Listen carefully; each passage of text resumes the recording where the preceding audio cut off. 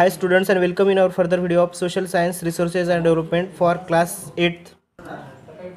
Students, we are learning third chapter, that is mineral and power resources, and in the today's video we are going to see about conventional resources, that is firewood. Okay, so students, open the page number 27 and listen carefully. It is widely used for cooking and heating. जो firewood है, लकड़ी है, widely use cooking और heating के लिए इस्तेमाल करती है. In our country more than 50% of energy use villagers comes from the firewood. और जो भी हमारे कंट्री में 50% ऑफ द एनर्जी है जो विलेजर्स यूज़ करते हैं वो फायरवुड से ही आती है. ठीक है. Remains of plants and animals which were buried under the earth of millions of years got converted by the heat and pressure into fossil fuels. Fossil fuels such as coal, petroleum and natural gas are the main source of conventional energy. The reserves of these minerals are limited. The rate at which the growing world population is consuming them is far greater than the rate of the formation, so they are likely to be exhausted soon. तो ऐसी information हमें बताई गई है firewood की. Okay, after that यहाँ पे आपको फिगर 3.9 में बताया गया वुमन कैरिंग फायरवुड इन नॉर्थ इंडिया में एक वुमन फायरवुड कैरी कर रही है, वैसे पिक्चर हमें दिखाई दी है. उसके बाद अबाउट कोल क्या है? It is the most abundantly found fossil fuels है. It is use as a domestic fuel in industries such as iron and steel, steam engines and to generate electricity के भी इस्तेमाल होता है. Electricity form coal is called thermal power. देखो, coal से यानी कोयले से मिलने वाली इलेक्ट्रिसिटी जो है उसको थर्मल पावर कहते हैं. Okay, the coal which we are using today was for millions of years when giant ferns and swamps got buried under the layers of the earth. ऐसे तैयार हुआ है coal is therefore referred to as buried sunshine. इसीलिए coal को buried sunshine भी कहा जाता है. आपको फिगर 3.10 में बताएगा view of thermal power station. देखो, थर्मल पावर स्टेशन की पिक्चर बताइए. The leading coal producers of the world are China, USA, Germany, Russia, South Africa and France.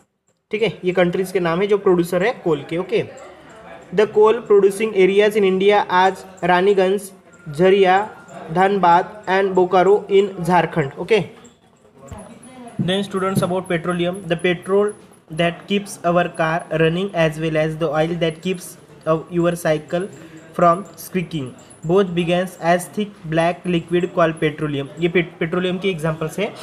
जो भी हम कार में जो भी ऑयल डालते हैं और जो भी पेट्रोल जो लगता है हमें वो. It is found between the layers of rocks and is drill from oil field located in offshore and coastal areas. This is then sent to refineries which process the crude oil and produce a variety of products like diesel, petroleum, kerosene, wax, plastics and lubricants.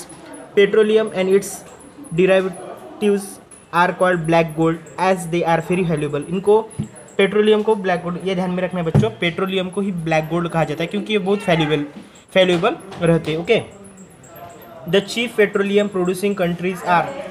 Petroleum produce करने वाले countries कौन से? Iran, Iraq, Saudi Arabia and quarter.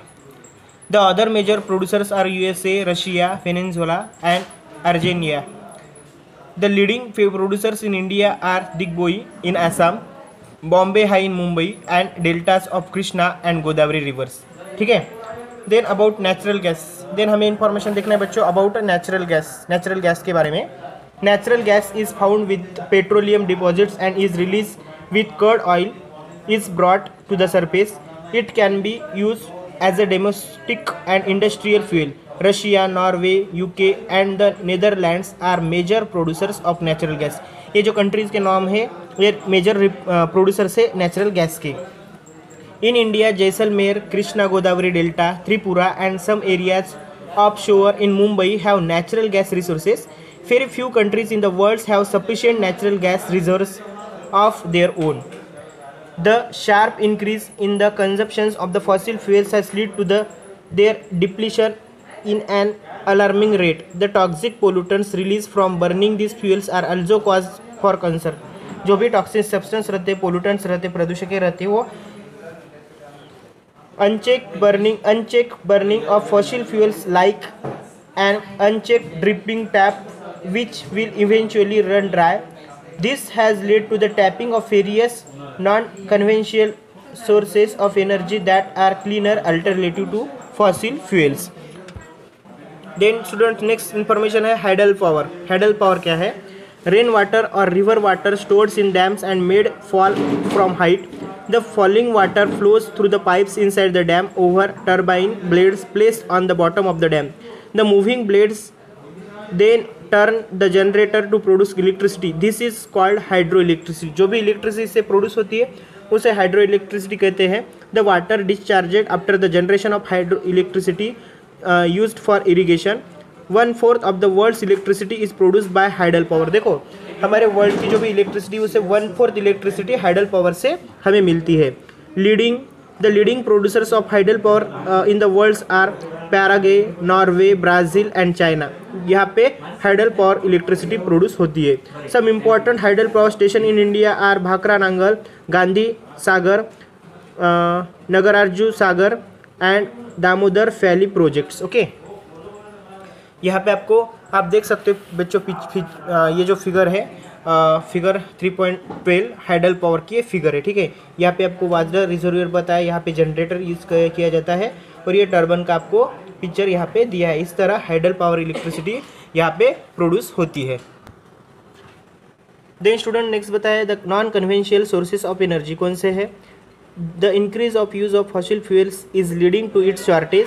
It is estimated that if the present rate of consumption continue the reserve of this fuels will get exerted. Moreover, their uses also cause environmental pollution. उससे environmental pollution भी हो सकता है. Therefore, there is need for using non-conventional sources such as solar energy, wind energy, tidal energy, which are renewable. इसलिए हमें ये pollution कम करने के लिए हमें कुछ नॉन कन्वेंशियल एनर्जी रिसोर्सेज का भी इस्तेमाल करना पड़ता है. अभी नॉन कन्वेंशियल सोर्सेज कौन से हैं? जैसे सोलर एनर्जी है, वाइंड एनर्जी है, टाइडल वेव्स है. ठीक है, समुद्र के टाइडल वेव्स. इस तरह ये रिन्यूएबल सोर्सेज भी है जिनको हम नॉन कन्वेंशियल सोर्सेज कहते हैं. ओके, सो इसमें से जो फर्स्ट है सोलर एनर्जी, उसके बाद है वाइंड एनर्जी और उसके बाद है tidal energy, tidal nuclear power. So this information we will see in our further video.